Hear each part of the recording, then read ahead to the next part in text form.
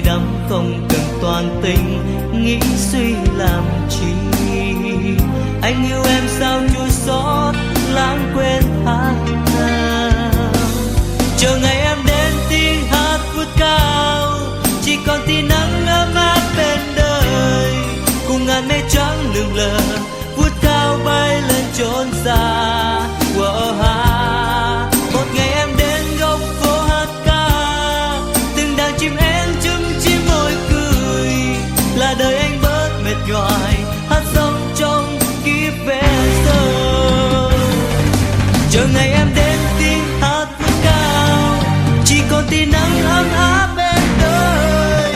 Cùng ngàn mây trắng lượn lờ vút cao bay lên chốn xa. Một ngày em đến góc phố hát ca, từng đàn chim én chum chim môi cười, là đời anh bớt mệt nhoài